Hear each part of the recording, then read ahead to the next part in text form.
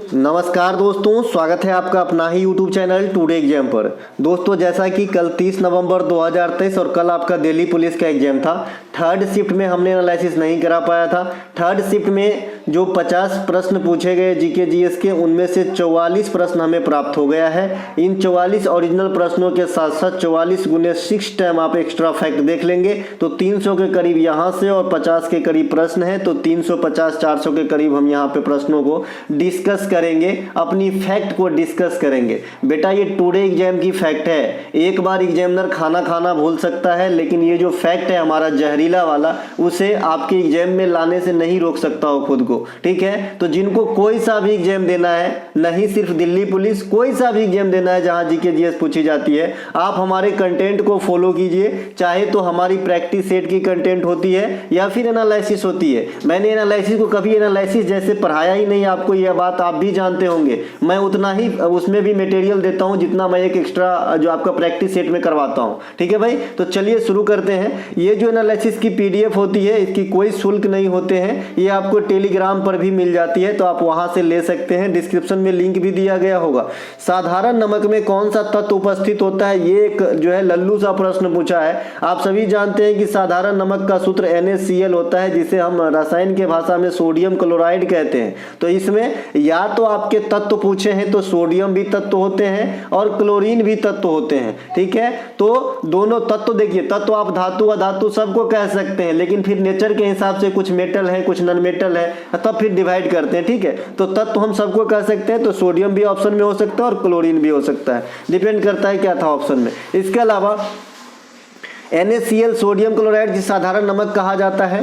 महासागर में औसत लवणता कितनी होती है? 2-3 दिन पहले मैंने आप लोगों से पूछा था, इक्का दुक्का बच्चा को छोड़ के किसी ने जवाब नहीं दिया। भाई साहब, जो पूछूं जवाब देने में थोड़ा सा इंटरेस्ट लिया करो। ये 35 ग्राम पर 1000 ग्राम में होता है। अगर 1000 ग्राम आप महासागर का जल लेंगे तो इसमें आपको कितना नमक निकलेगा? तो 35 ग्राम नमक निकलेगा। तो आप समझ सकते हैं कि नमक की कितनी ज़्यादा होती है। इसके अलावा मैंने एक चीज़ और बताना है ना, कि जो डेड सी है, डेड सी मृत सागर का नाम आपने सुना होगा। तो आपने सुना होगा कि मृत सागर में जो है जीवन बहुत कम पनपते हैं। क्यों? क्योंकि इसके पानी बहुत ज़्यादा नमकीन है। ठीक है भाई, इसके अलावा मानचित्र पर समान लवणता वाले जो स्थान को मिलाने वाली जो रेखा होती है उसे क्या कहते हैं? आइसोहेलाइन रेखा कहते हैं। और खाली आइसोहेल रेखा कहेंगे तो क्या हो जाता है कि जो समधूप रेखा होता है ना, समान धूप वाले क्षेत्रों को मिलाने वाली जो रेखा, मान लीजिए यहाँ भी इतना धूप है, यहाँ भी, तो इनकी जो ये लाइन है इसे आइसोहेल कहते हैं। और आइसोहेलाइन सब लवण जो सब समान नमकीन वाला जो एरिया है उन्हें जोड़ने वाली रेखा को कहा जाता है ना। आइसो बाथ बता दिए थे, आइसोथर्म समान तापमान वाले को, समवर्षा वाले को आइसो हाइट कहते हैं, समान ऊंचाई वाले को आइसो हाइप्स कहते हैं। ये सब कुछ लाइन है जो आपको याद रखना है। वन वर्ड सब्स्टिट्यूशन में भी काम आएगा, SSC का जब आप एग्जाम देंगे, और जीके में भी काम आता है। ठीक है, एक टिकट में 2 सिनेमा देखने के जैसा है। इसके अलावा ओजोन परत में क्या होता है, आपसे कल होके पूछा जा सकता है। तो ओजोन परत में खाली ऑक्सीजन होता है और कुछ भी नहीं होता है, O3 होता है। ऑक्सीजन के 3 अणु होते हैं। और ओजोन परत जो है अल्ट्रावायलेट रेज से हमें जो है आपका क्या, अल्ट्रावायलेट UV किरण से जो है आपको हमें और आपको जो है प्रोटेक्शन देता है। साथ ही 16 सितंबर को हम प्रतिवर्ष ओजोन संरक्षण दिवस के रूप में मनाते हैं। इसके ऊपर जो प्रोटोकॉल हुआ था, मॉनिट्रियल प्रोटोकॉल हुआ था, ये बात ध्यान रखेंगे। इसके अलावा देखिए दोस्तों, है ना, मैंने आपको पहले ही बताया, अगर आप मेरा क्लास ले रहे हैं तो मैं हिस्ट्री के साथ हिस्ट्री वाले प्रश्न में साइंस तक भी जा सकता हूं और साइंस वाले प्रश्न में दिल्ली सल्तनत तक भी आ सकता हूं। तो थोड़ी सी वो जो क्षमता रखिएगा सुनने की। इसके अलावा भारतीय संविधान का कौन सा अनुच्छेद पर्यावरण का संरक्षण, संवर्धन तथा वन्य जीव रक्षा से संबंधित है? देखिए, अनुच्छेद 48 में इस प्रकार की बातों को दर्शाया गया है। मैंने आपको पहले भी बताया है कि 48 में गो हत्या निषेध एक पार्ट में बताई गई है। तो ये सब इंपॉर्टेंट हो जाता है क्योंकि ये जीव जंतुओं को लेकर के है। ठीक है, आज ऐसे भी जानते हैं हम लोग पर्यावरण को इतना दूषित कर चुके हैं कि आने वाले समय हमारा बहुत काला है भाई, है ना। जिस प्रकार से पानी खरीद के आप पीते हैं, आप कोई भी जल्दी पीता है बाहर का पानी? जी, कहीं भी बाहर गए तो पानी खरीद लो सबसे पहले। उसी प्रकार से कुछ दिन सबसे पहले हवा खरीद लोगे। इसके अलावा संविधान के भाग 4 जो है ये डीपीएसपी को रखा गया है, नीति निर्देशक तत्व को रखा गया है, जो कहाँ से लिया गया दोस्त, तो आयरलैंड से लिया गया है। और ये आर्टिकल कहाँ से कहाँ तक देखते हैं तो 36 से लेकर 51 के आर्टिकल के बीच में जो है इन सभी तत्वों को रखा गया है। जो आपका डीपीएसपी है ये कितने भागों में विभक्त किए गए हैं, कैटेगराइज किए गए हैं हमारे संविधान के अंदर, तो आप बताओगे 3 भागों में, समाजवादी, गांधीवादी और उदार बौद्धिकवादी, ये 3 भागों में जो है विभक्त किया गया है ना। हमने मौलिक अधिकार को भी कैटेगराइज करके आपको बताया था, समानता का अधिकार, स्वतंत्रता का अधिकार, शोषण के विरुद्ध अधिकार, धार्मिक स्वतंत्रता, अल्पसंख्यक हित और संवैधानिक उपचारों का अधिकार। तो ये मौलिक अधिकार को भी कैटेगराइज किया गया है। एक कैटेगरी में एक से अधिक आर्टिकल आते हैं। जैसे अगर आप समानता का अधिकार लेंगे तो 14 से 18 आर्टिकल यानी 5 आर्टिकल आता है। इसके अलग अलग अपने मीनिंग होते हैं जो मैं पहले ही बता रखा हूं। फिलहाल यहां से हट के अगले चलता हूं। अगला है अनुच्छेद 40। अब मैं डीपीएसपी के जो इंपोर्टेंट आर्टिकल है उसकी यहां पे थोड़ा सा वो दूंगा। तो आर्टिकल 40 ग्राम पंचायत से संबंधित है। मैंने आपको बता दिया है कि भाई ग्राम पंचायत की विस्तृत जानकारी आपको आर्टिकल 243 में मिलेगा। यूं कहे कि राज्य सरकार की जो स्थानीय निकाय है उनके बारे में विस्तृत जानकारी आपको 243 में मिलेगा। ठीक है भाई, इसमें नगर पालिका का भी मिलेगा, ग्राम पंचायत का भी मिलेगा, सहकारी समिति वगैरह के भी गठन की प्रावधान सब कुछ मिलेगा। ग्रुप ऑफ आर्टिकल्स है 243। इसके अलावा आर्टिकल 44 ये समान नागरिक संहिता से संबंधित है, गोवा स्टेट आपको याद होगा। इसके अलावा अनुच्छेद 45 में क्या कहा गया है कि 14 वर्ष से कम उम्र के बच्चों के लिए शिक्षा की व्यवस्था। देखिए मैंने बताया कि शिक्षा की व्यवस्था आपका संविधान में जो है काफी जगह है। एक तो आपका आर्टिकल 45 में है, एक आर्टिकल 21 के ए में है जो फंडामेंटल राइट है, एक आर्टिकल आपका 51 का ए का 11 है। ये 3 जगह आपके जो है शिक्षा की जिक्र किया गया है और तीनों जगह जो एज का रेशियो है सेम है, 14 वर्ष से कम। ठीक है मेरे भाई। इसके अलावा अनुच्छेद 49 जो है, ये 49 में क्या कहा गया है कि जो जनहित के जगह है, सार्वजनिक जगह है, जैसे रेलवे स्टेशन आपकी संपत्ति है, आपने लॉन सुना होगा, तो जो सार्वजनिक धरोहर है, स्थल है, उसकी रक्षा करना, प्रोटेक्शन देना, तोड़ फोड़ ना करना, है ना। इसके अलावा अनुच्छेद 50 जो है कार्यपालिका से न्यायपालिका को भिन्न करना, पृथककरण। इसके अलावा अनुच्छेद 51 अंतर्राष्ट्रीय शांति और सुरक्षा को बढ़ावा देना और आर्टिकल 42 जो है प्रसूति सहायता से संबंधित है। एक और याद रखिएगा आर्टिकल 39 के समान एवं निःशुल्क विधिक न्याय मिलता है। विधिक मतलब कानून से समझिएगा भैया, है ना। ये जो है थोड़ा ट्रिपिकल हिंदी है, विधिक, है ना, इसे कानून समझिएगा सीधे सीधे भाषा में।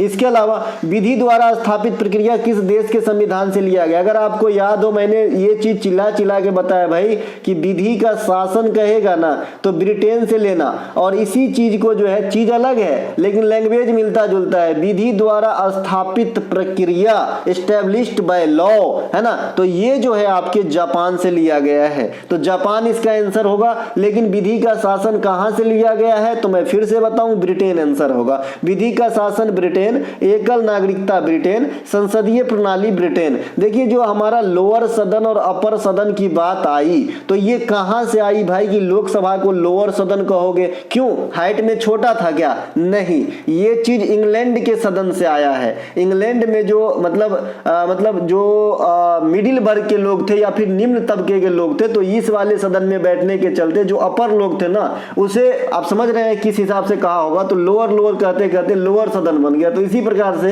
इंडिया में जो छोटा वाला संस्था है हमारा लोकसभा, उसे लोअर सदन कहते हैं और राज्यसभा को अपर सदन कहते हैं। ठीक है मेरे भाई। इसके अलावा मौलिक अधिकार, उपराष्ट्रपति, है ना, मौलिक अधिकार, उपराष्ट्रपति का पद, राष्ट्रपति पर महाभियोग जो आर्टिकल 61 में है, उपराष्ट्रपति का पद कितने में है, कोई अगर बच्चा मुझे कमेंट करके बता दे कि उपराष्ट्रपति का पद किस आर्टिकल में है तो मैं जो है उसे धन्यवाद दूंगा।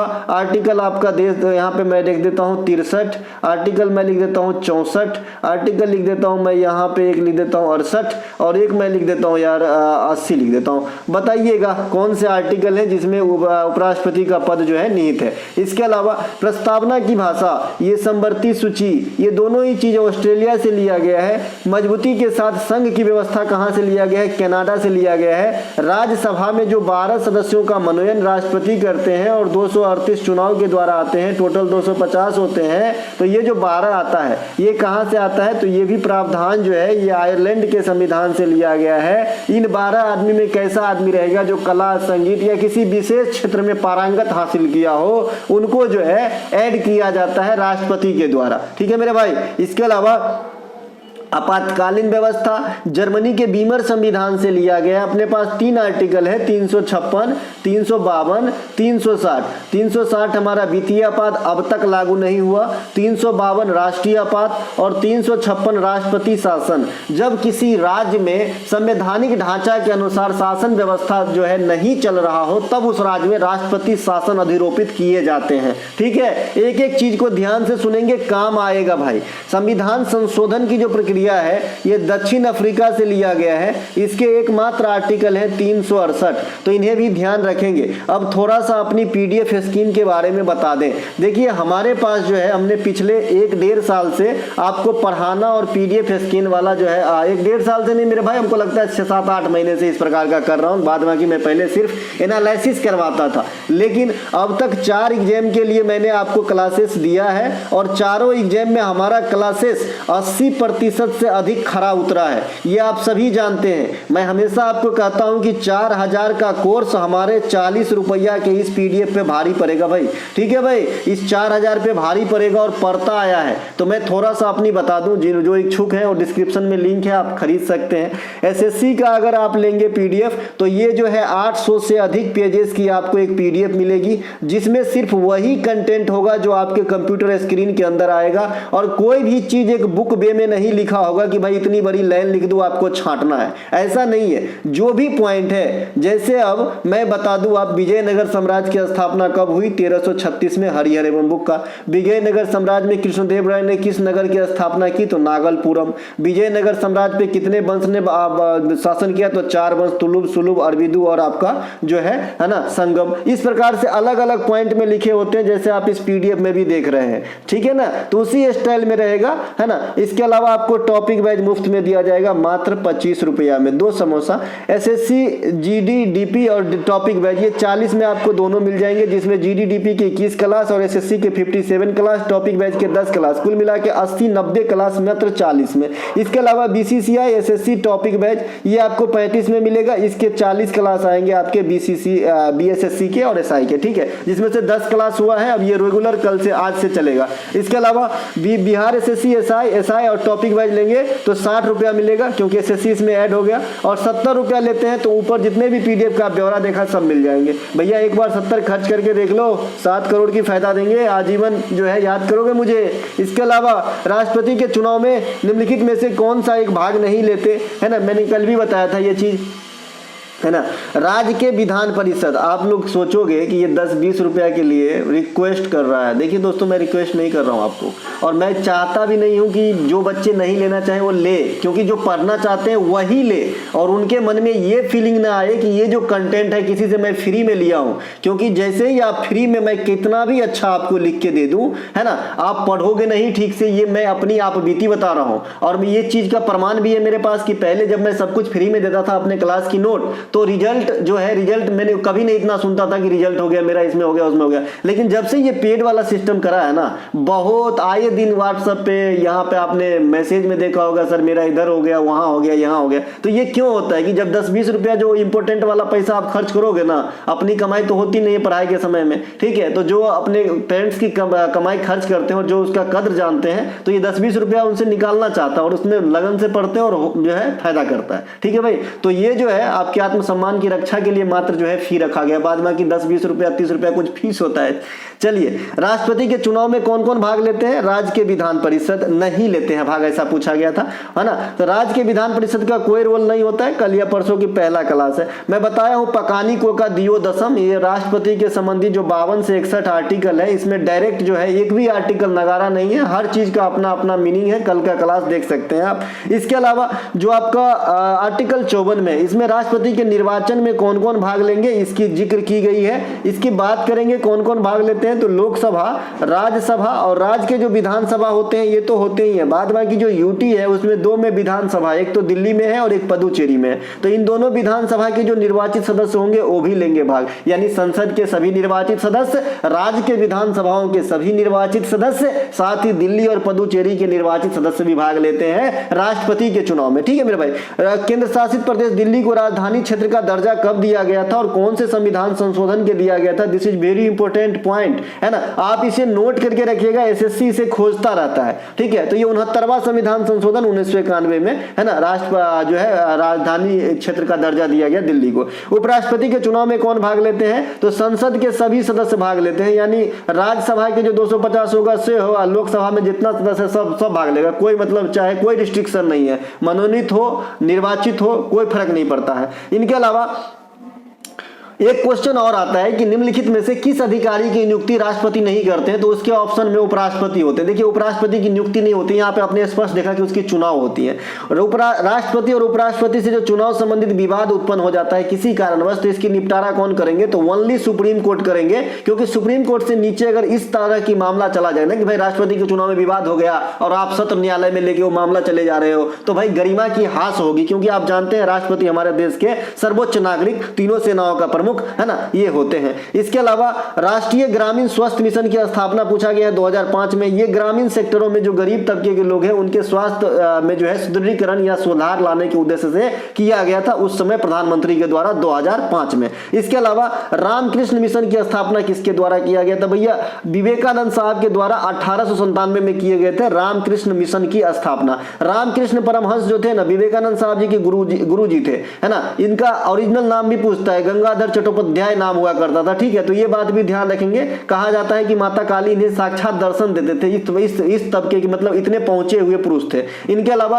1893 ईस्वी में शिकागो में ऐतिहासिक भाषण देते हैं कौन? आपका विवेकानंद साहब। और 1893 में ही गांधी जी अफ्रीका जाते हैं, तो एक ही साथ दोनों चीज याद रख लीजिएगा। अभिनव भारत 1904 में ये नासिक में स्थापना किया गया था बीडी सावरकर के द्वारा। और बीडी सावरकर को आप जानते हैं एक स्लोगन के लिए भी कि 1857 के विद्रोह का, स्वतंत्रता का प्रथम विद्रोह कहा था इन्होंने। बेलूर मठ, है ना, ये कोलकाता में है, ये रामकृष्ण मिशन का अभिन्न अंग है बेलूर मठ, तो ये बात भी ध्यान रखेंगे, यानी इनसे जुड़ी हुई संस्था है। अगला एक प्रश्न पूछा गया है कि राजा राम मोहन राय ने 1817 ईस्वी में कोलकाता में डेविड मेयर के साथ किस शैक्षणिक संस्थान की स्थापना की? देखिए डेविड मेयर और राजा राम मोहन राय के प्रयास से हिंदू विश्वविद्यालय की स्थापना कलकत्ता में 1817 में राजा राम मोहन राय ने किया था। आप जानते हैं कि राजा राम मोहन राय के ताल्लुकात अंग्रेजों के साथ भी काफी अच्छे थे, क्योंकि आदमी ही अच्छे थे, ठीक है मेरे भाई।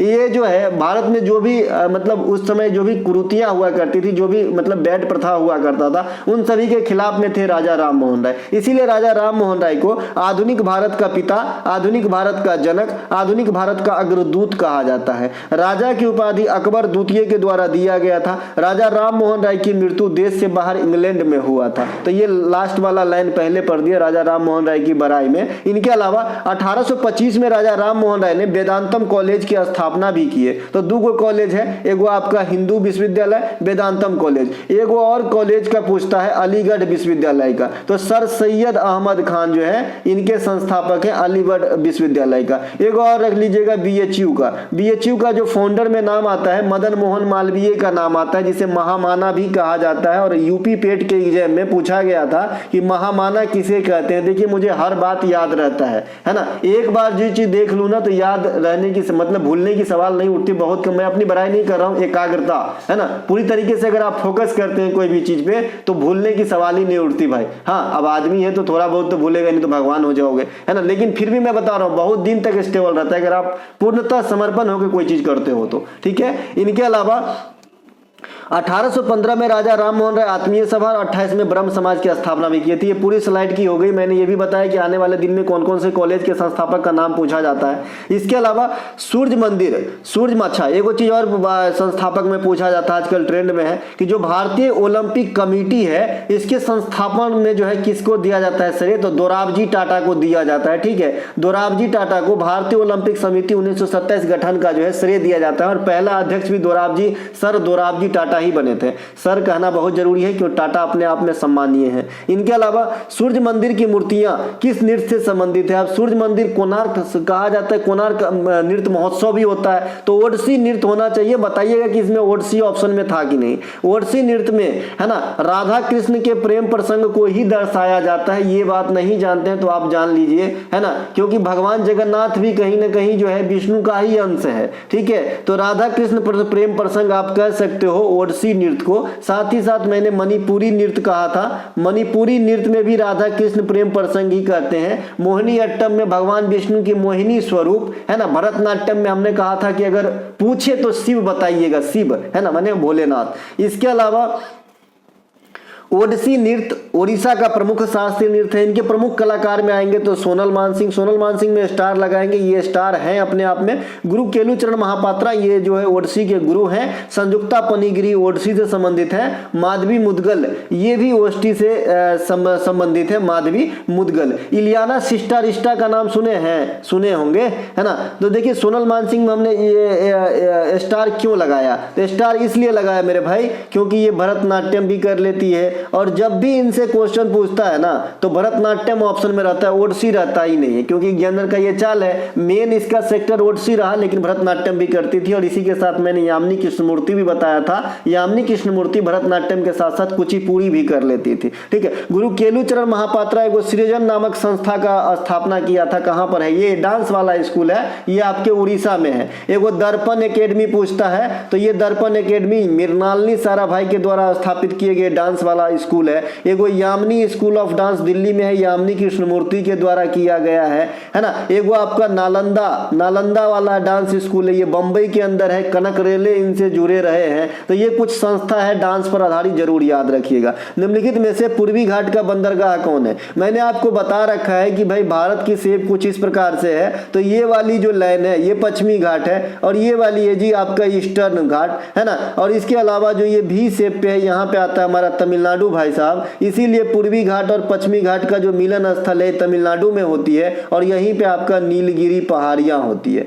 तो भैया जो अरब सागर है ये पश्चिमी तट को धोता है, जो बंगाल की खाड़ी है ये पूर्वी तट को धोता है। तो जो आपका नाम से ही स्पष्ट हो जाता है बंदरगाह की कौन से पूर्वी तट का होगा और कौन सा पश्चिमी तट का होगा। ऑप्शन में शायद हल्दिया दिया गया था, हल्दिया आपके पूर्वी घाटी का बंदरगाह है। पूर्वी घाट के सभी बंदरगाह कोलकाता पूरब में पड़ेगा, पारादीप उड़ीसा पूरब में पड़ेगा, विशाखापत्तनम आंध्र प्रदेश पूरब में पड़ेगा, चेन्नई आपका यहाँ पे पड़ेगा है ना, यहाँ पर है ना। तो ये भी पूर्वी घाट में आ जाता है। तूतीकोरन और एन्नौर तो ये भी आपका पूर्वी घाट में आ जाता है। जबकि पश्चिमी घाट में प्योरली आएंगे तो आपका मरमागुवा है ना, कंडला, मुंबई, कोच्चि, ये सब पश्चिमी घाट के बंदरगाह हैं जो अरब सागर में स्थित है। देखिए मरमागोवा बंदरगाह से लौह वयस्क का निर्यात किया जाता है। ये भी क्वेश्चन आपसे पूछा जाता है कि मरमागोवा बंदरगाह से किसकी निर्यात किया जाता है, तो लौह अयस्क का निर्यात किया जाता है। लौह अयस्क के प्रोड्यूसर में भारत का कौन सा स्थान है, तो दूसरा स्थान है। पहला स्थान पे कौन है भाई साहब, तो चीना है, कोरोना वॉरियर। इसके अलावा तीसरे स्थान पे है जापान, जापान को ढकेल के जो है दूसरा स्थान हासिल किया, माफ कीजिएगा। भारत में जो है कद्रमुख ये भी आपका लौह का खान है जो कर्नाटक में है, और वर्तमान में सबसे अधिक लोहा का उत्खनन कहां से होता है, उड़ीसा में होता है। सिंहभूम झारखंड भी लोहा के लिए है, बादाम पहाड़ी उड़ीसा भी लोहा के लिए है। ये सब लोहा के लिए फेमस साइट है। इसके अलावा राष्ट्रीय जलमार्ग 1 जो है ये इलाहाबाद से हल्दिया को जोड़ेगा और गंगा नदी प्रणाली में है, और राष्ट्रीय जलमार्ग 2 धुबरी से सदिया को जोड़ेगा और ये ब्रह्मपुत्र नदी प्रणाली में है। ये दोनों इंपोर्टेंट है, आए दिन आपसे इनकी जो है दो स्थान कहां जोड़ता है पूछता रहता है, इसलिए बता दिया।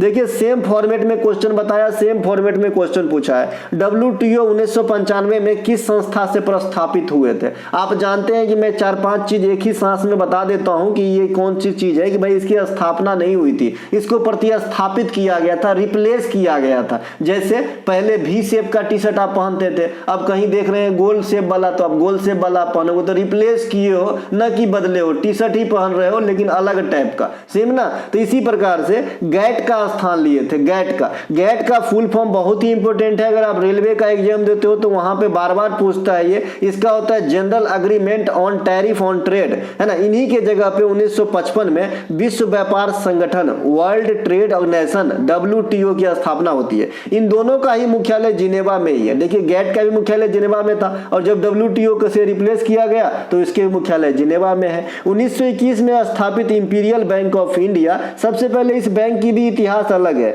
इंपीरियल बैंक भी 3 बैंकों को मिलने से बना था, bank of Kolkata, bank of Madras और बैंक ऑफ बम्बई। इन तीनों को मिलने से 1921 में इंपीरियल बैंक ऑफ इंडिया बना था और इसी इंपीरियल बैंक ऑफ इंडिया को 1955 में स्टेट बैंक ऑफ इंडिया बना दिया गया। समझ रहे हैं बातों को, कैसे हवा बहने से जो है चीजें बदलती है। इसके अलावा 1950 में स्थापित योजना आयोग को 2015 में नीति आयोग के द्वारा रिप्लेस किया गया। भारत में फेरा होता है, इसका स्थान फेमा ले लिया है 2000 ईस्वी से। फेमा एक्ट अगर आपसे पूछेगा तो 1999 में आया था, लेकिन फेरा जो फेमा बन के तैयार हुआ था यानी लागू हुआ था ये 2000 में आया था। फॉरेन इन्वेस्टमेंट मैनेजमेंट एक्ट होता है ना, एक्सचेंज मैनेजमेंट एक्ट है ना, तो ये वाला, और इसमें हो जाता है रेगुलेटिंग एक्ट फेरा में, ठीक है। तो फेरा का स्थान फेमा लिया। इसके अलावा 2011 जनगणना के अनुसार किस केंद्र शासित प्रदेश की साक्षरता दर सबसे कम है? भैया दादर नगर हवेली की है ना सबसे कम है। अधिकतम साक्षरता लक्षद्वीप की है 91.6% और ओवरऑल पूरे देश में साक्षरता दर सबसे ज्यादा जो है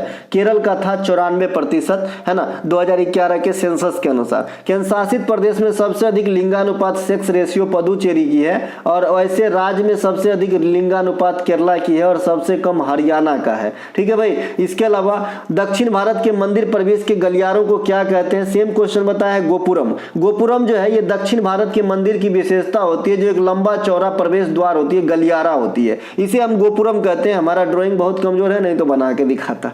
दक्षिण भारतीय जो मंदिर है अधिकांश द्रविड़ शैली में बने होते हैं। इस मंदिर के ऊपरी हिस्से को कैपस्टोन कहते हैं। आने वाले समय में आपको नंबर दिलाएगा। देखिए जो मंदिर होता है ना उसके ऊपर 3 पार्ट होता है। सबसे पहले जो हिंदू धर्म के मंदिर होते हैं, एक तो इस प्रकार गोलनमा बना होता है, सबसे ऊपरी पोर्शन पे जरा एक बार मन में झांक के देखिए, है ना, तो यहाँ पे जो है ना एक ऐसा छोटकी लोटकी टाइप से रहेगा और तब जो है कोई झंडा ध्वज इस प्रकार से रहता है। तो ये वाला जो पोर्शन है ना, जो स्तंभ है ना जिसपे ये लोटकी और झंडा रहता है, तो ऐसे स्तंभ को दक्षिण भारतीय मंदिर में कैपस्टोन कहा जाता है। और उत्तर भारतीय मंदिर में तो ये विशेष करके होता है। तो उत्तर भारतीय मंदिर में जो ये आप एरो वाला देख रहे हैं इसको अमालाका कहते हैं। और ये पूछा जाता है ना कि जहां पे ध्वज स्तंभ रखे होते हैं मंदिर के ऊपरी भाग, उसे क्या कहते हैं? तो अमालाका कहते हैं उत्तर भारत में। उत्तर भारत के मंदिर किस शैली में बने होते हैं? तो नागर शैली में बने होते हैं। यहाँ पे नगर लिखाया गया है, कोई बात नहीं, नागर शैली कीजिएगा। इसके अलावा द्रविड़ शैली और नागर शैली इन दोनों की जो मंदिर मिली जुली हो कहीं पर तो उसे क्या कहते हैं भाई? बेसर शैली कहते हैं। बेसर शैली साउथ में कई सारे ऐसे मंदिरों का समूह है जो बेसर शैली में बनाए गए हैं।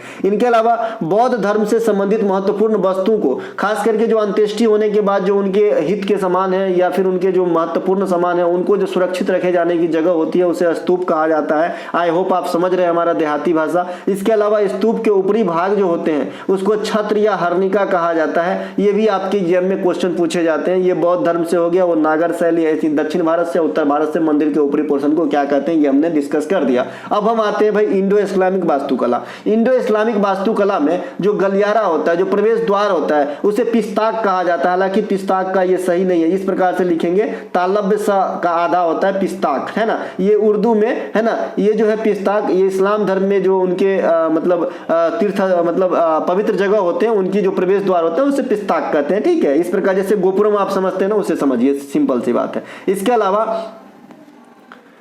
निम्नलिखित में से कौन सा एक नीति सिद्धांत से आता है? देखिए क्वेश्चन और भी मंदिर से पूछा गया था कि मंदिर में मूर्ति कहाँ रहती है, तो मंदिर में मूर्ति गर्भगृह में रहती है, ध्यान रखिएगा। तो ऊपर बताए हैं भाई डीपीएसपी, सिंपल सी बात है। तो हम आगे चल जाते हैं। वैनिटी फेयर नामक उपन्यास के लेखक पूछा है। देखिए वैनिटी फेयर के लेखक विलियम मैकपीस है। कौन है? विलियम मैकपीस। अब हम विलियम शेक्सपियर का थोड़ा सा यहाँ पे जिक्र करूँ क्योंकि आने वाले समय में अगर विलियम हो गया है तो विलियम शेक्सपियर भी होगा। Romeo and Juliet, Hamlet, the merchant of Venice, ये बहुत पूछता है। ये सभी के सभी पुस्तक जो है किसके हैं? मैकबेथ भी लिख लीजिएगा। ये जो है आपके किसके हैं भैया? विलियम शेक्सपियर के हैं। अब देखिए रस्किन बॉन्ड की पुस्तक अभी अभी पूछा गया था कल या परसों, the room on the roof. तो अब आने वाले समय में द ब्लू अम्ब्रेला और एंग्री रिवर की बारी है। The tree lover, angry river, the blue umbrella, the room on the roof, ये सभी के सभी रस्किन बॉन्ड की पुस्तकों में से हैं। Midnight Children, Satanic Verses, Victory City, ये सलमान रुश्दी की पुस्तक है, ध्यान रखेंगे। इनके अलावा राजत्व के धारणा के अनुसार, देखिए जैसे बच्चे ने बताया वही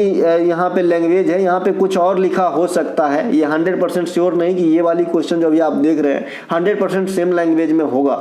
राजत्व के धारणा के अनुसार कुषाण शासक ने कौन सी उपाधि धारण की थी? देखिए कुषाण शासक जो उपाधि धारण की थी, जहां तक मुझे नॉलेज है, वो देवदूत की उपाधि धारण की थी। आप लोग बताइएगा, सॉरी देवपुत्र की, आप लोग बताइएगा कि कौन सा जो है इसमें आपका ऑप्शन था, फिर देवपुत्र हो सकता है। इसके अलावा आपसे क्वेश्चन आने वाले भविष्य में किया जाता है कि भाई जो है कौन से वंश के शासक में ना अपनी मतलब मातृत्वता का प्रमाण देते थे? तो भाई आपने सातवाहन वंश में अधिकतम शासक के नाम के पहले उनके माता का नाम जुड़ा हुआ जरूर देखे होंगे, गौतमी पुत्र सतकर्णी। ठीक है भाई, गौतमी पहले माता, फिर उसके पुत्र, और नाम का है सतकर्णी। ठीक है, तो ये भी ध्यान रखिएगा। साथ ही साथ सीसा का सिक्का भी चलाया था सातवाहन वंश के संस्थापक से मुक्त थे।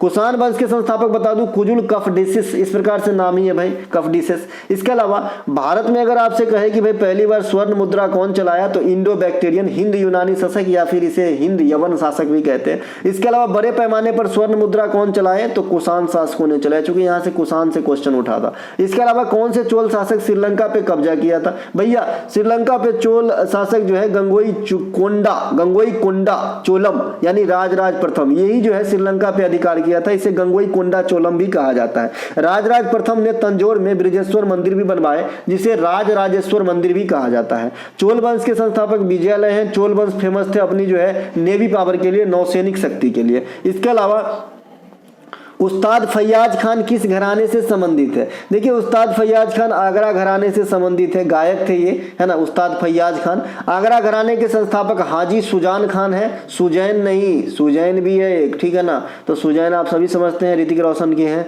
ना, तो ये है नहीं थी, है ना, तो ये वाला नहीं है, ये सुजैन खान है, ये आपका आगरा घराने के संस्थापक है। किराना घराना के संस्थापक अब्दुल करीम खान, है ना, इनके मजे हुए गायक, है ना, पंडित भीमसेन जोशी, ध्यान रखिएगा। इनके अलावा एम वेंकटेश भी किराना घराना से ही थे। बटियाला घराना के संस्थापक फतेह अली खान अली बख्श, है ना। इसके अलावा ग्वालियर घराने के संस्थापक हद्दू खान, हस्सू खान, नत्थू खान। बनारस घराने के संस्थापक पंडित राम सहाय। छन्नूलाल मिश्रा बनारस घराने से संबंधित है भाई, वो भी जो है गायक थे छन्नूलाल मिश्रा। इनके अलावा 1953 एलिजाबेथ द्वितीय के राज्याभिषेक में नृत्यांगना को बुलाया गया था। कितनी बार पूछेगा ये क्वेश्चन सेम लैंग्वेज में, पता नहीं। कुमारी कमला को बता रखे भाई, कुमारी कमला जो है एक्ट्रेस भी थी और आपका शास्त्रीय नृत्यांगना भी थी। तो कुमारी कमला को देखिए अंग्रेज हमेशा दोहरा बुद्धि लगाता है, उसको शास्त्रीय नृत्य से ना कम पड़ी थी, है ना, क्योंकि समझना तो कुछ है नहीं, तो उसको जो है नृत्य भी कर ले और साथ ही साथ एक्ट्रेस में फेम जो था उनको भी देख ले, है ना, तो दोनों काम एक साथ। इसीलिए कुमारी कमला जी को जो है आमंत्रित किया गया था। कुमारी कमला भारतीय नृत्यांगना, अभिनेत्री और भरतनाट्यम से जुड़ी हुई कैरेक्टर है। अपने जमाने के जो है बज्जबूर शैली जो होती है ना, एक सेकेंड, हाँ बज्जबूर शैली, पंडनूर शैली, हाँ ये बज्जबूर शैली की थी, क्योंकि आपको मालूम है भरतनाट्यम में कई सारे शैली होती है, पंडनूर शैली, बज्जबूर शैली, इस प्रकार से,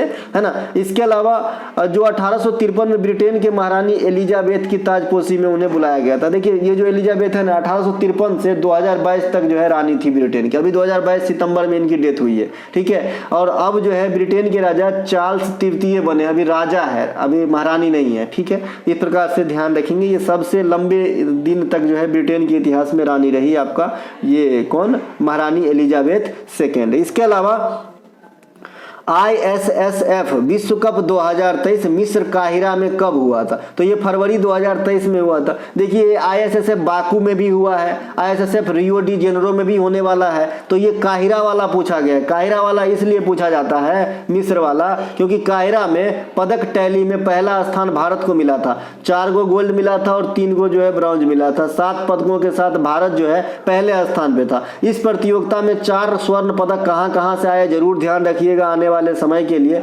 ऐश्वर्या प्रताप सिंह तोमर पुरुषों के 50 मीटर राइफल में, रुद्राक्ष बाला साहब पाटिल और नर्मदा राजू, इन दोनों के मिश्रित जोड़ी ने 10 मीटर एयर राइफल में जो है दिलाया स्वर्ण। और रुद्राक्ष बाला साहब पाटिल व्यक्तिगत रूप से भी जीता है आपको, है ना, गोल्ड, है ना, अकेले जीत ली और मिक्सरों में जीते। इनके अलावा वरुण तोमर, रिदम सांगवान, इनके मिश्रित जोड़ी ने भारत को एक और गोल्ड दिलाया। तो 4 गोल्ड हो गया। 3 गोल्ड का ब्यौरा आप यहाँ पे देख रहे हैं। 1 गोल्ड आप रुद्राक्ष बाला साहब पाटिल का जो है व्यक्तिगत रूप से समझिएगा तो 4 हो जाएगा।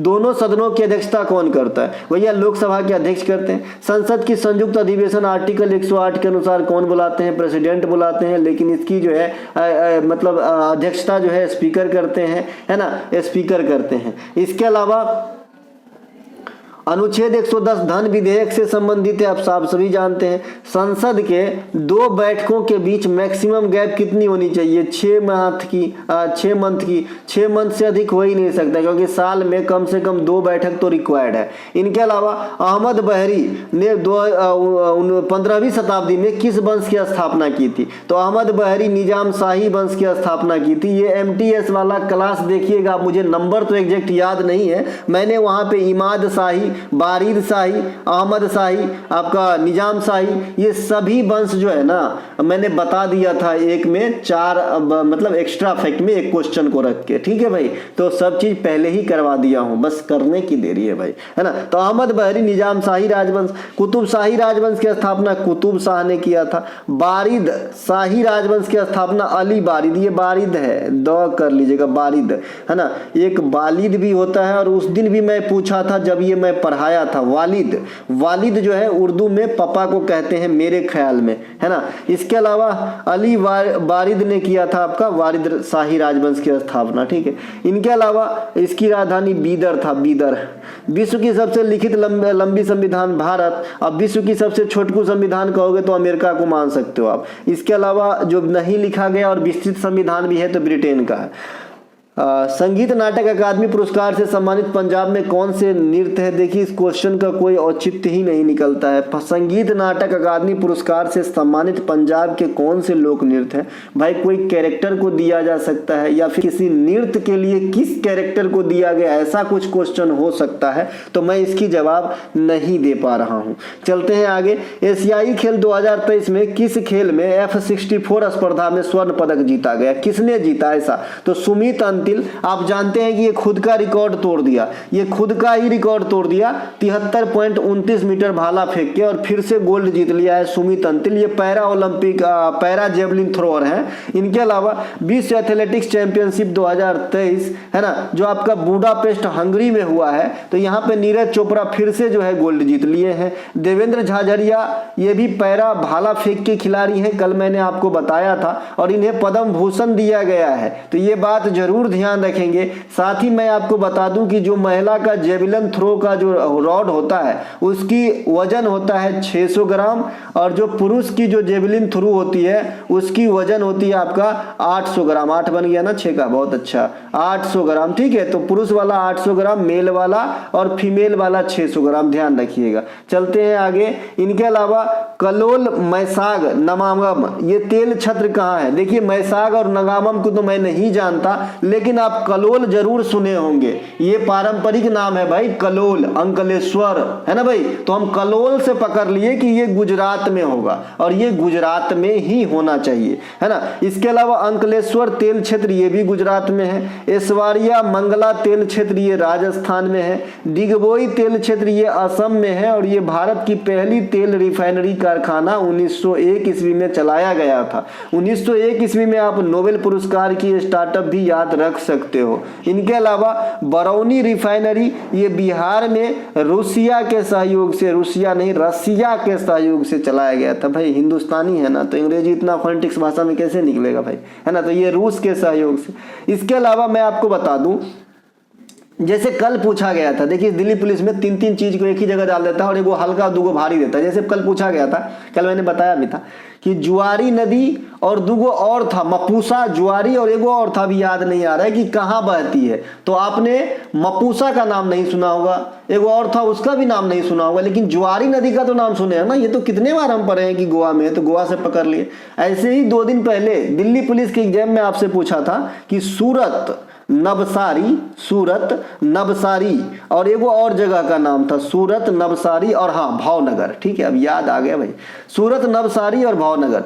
बोलते हैं ना याददाश्त ठीक है भाई। तो ये जो है ये तीनों किस चीज से संबंधित है, किस लिए फेमस है? गुजरात का जगह है ये तीनों। तो हमने कहा था कि अलग अलग जगह अलग अलग चीज के लिए फेमस हो सकती है। सूरत को अगर अकेले कहेगा तो टेक्सटाइल उद्योग के लिए काफी फेमस है, लेकिन अगर इन तीनों को एक साथ पूछा है तो तीनों में कॉमन होना चाहिए, तो जरी यानी कढ़ाई की काम जो है इन तीनों में होती है। बाद बाकी सूरत में हीरा की कढ़ाई भी होती है। ठीक है मेरे भाई, तो इस प्रकार से आप पकड़ लेंगे, तीन गो में से एगो हल्का रहता है। सत्यशोधक समाज की स्थापना किसने किया था? भाई ये कोई पूछने की बात है? ज्योतिबा फुले 1873 में किए थे बंबई के अंदर। प्रार्थना समाज 1867 आत्माराम पांडुरंग महादेव गोविंद रानाडे। आर्य समाज 1875 स्वामी दयानंद सरस्वती बंबई के अंदर। और इन्होंने सत्यार्थ प्रकाश नामक जो है किताब भी लिखे थे। कौन? आपका आर्य समाज के संस्थापक दयानंद सरस्वती। वेदों की ओर लौटो का नारा भी दिए थे, गो बैक टू वेदास, ध्यान रखेंगे। जनगणना 2011 में किस केंद्र शासित प्रदेश की है ना जनसंख्या सबसे कम है? कल देखिए इसी क्वेश्चन को दूसरे लैंग्वेज में पूछा गया था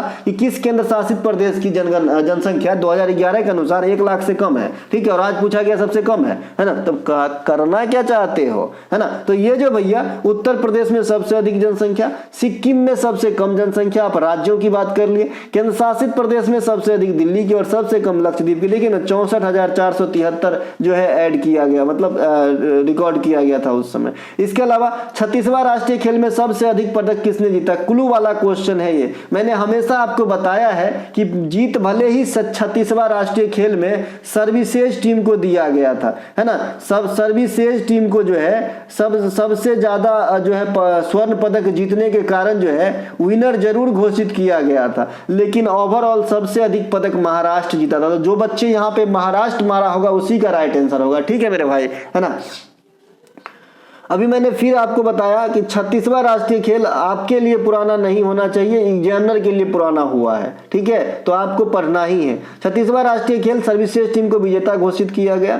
इसके अलावा अधिकतम स्वर्ण पदक जीतने के कारण ये बात हुई। 36वें राष्ट्रीय खेल गुजरात के 6 शहरों में कराए गए थे, जिसमें 36 खेल शामिल थे। ठीक है, और मस्कट इसका सबज था। इसके अलावा 37वां राष्ट्रीय खेल गोवा में हुआ है, गोवा के 5 शहरों में हुआ है। विजेता महाराष्ट्र रहा है ना, उप विजेता सर्विसेज रहा। यानी 36वां में जो जीता ना, वो जो उप विजेता था यहाँ पर विजेता हुआ है, और जो विजेता था 36वां में ये यहाँ पर उप विजेता हुआ है। इसके अलावा बेकिंग सोडा का रासायनिक नाम पूछा है, कोई पूछने की बात है जी? Sodium bicarbonate. NaHCO3 होता है सोडियम बाइकार्बोनेट, जिसे खाना बनाने वाला सोडा या बेकिंग सोडा कहते हैं। मिठाई वगैरह में जो रसगुल्ला वगैरह है यहाँ पर भी काम आता है।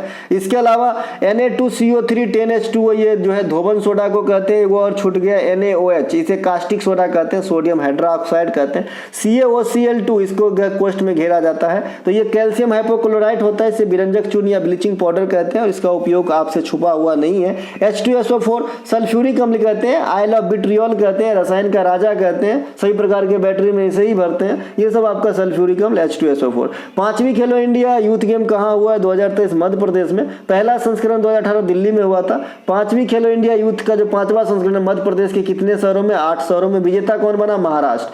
खेलो इंडिया विंटर गेम का नवीनतम संस्करण 2023 गुलमर्गा में। देखिए खेलो इंडिया विंटर गेम जो शीतकालीन गेम है ना, ये 3 ही बार हुआ है। द्विवार्षिक पर होता है, मतलब 2 साल पे होता है। 3 बार हुआ है, तीनों बार गुलमर्गा में ही हुआ है, ध्यान रखेंगे। इसके अलावा जो अभी आपका जो खेलो इंडिया यूनिवर्सिटी गेम हुआ है, ये 3रा संस्करण 2023 उत्तर प्रदेश में हुआ है। विजेता पंजाब यूनिवर्सिटी। और इस गेम की शुरुआत 2020 उड़ीसा से हुआ था, और उस समय भी विजेता पंजाब यूनिवर्सिटी ही रहा था फर्स्ट एडिशन वाले का। इसके अलावा गुलफान अहमद सरोद के अलावा किस वाद्य यंत्र से संबंधित है? ऐसे प्रश्न आपसे पूछा गया है। गुलफाम अहमद। देखिए इस क्वेश्चन की मेरे पास आंसर नहीं है, एक्चुअली ये नाम ही मेरे लिए सिर्फ नहीं न्यू है भाई, बिल्कुल न्यू है मेरे लिए ये नाम। तो इस क्वेश्चन को मैंने ना तो कभी आपको पढ़ाया है और ना मैं यहाँ आंसर आपको दे पा रहा हूँ। ठीक है, जो चीज आंसर देता हूँ ना मैं अपने अंदर से देता हूँ मेरे भाई। ठीक है भाई, तो इसको खाली रखा हूँ, आप लोग बताइएगा कॉमेंट करके ये क्या है, क्या बजाते थे और क्या इसका आंसर होगा।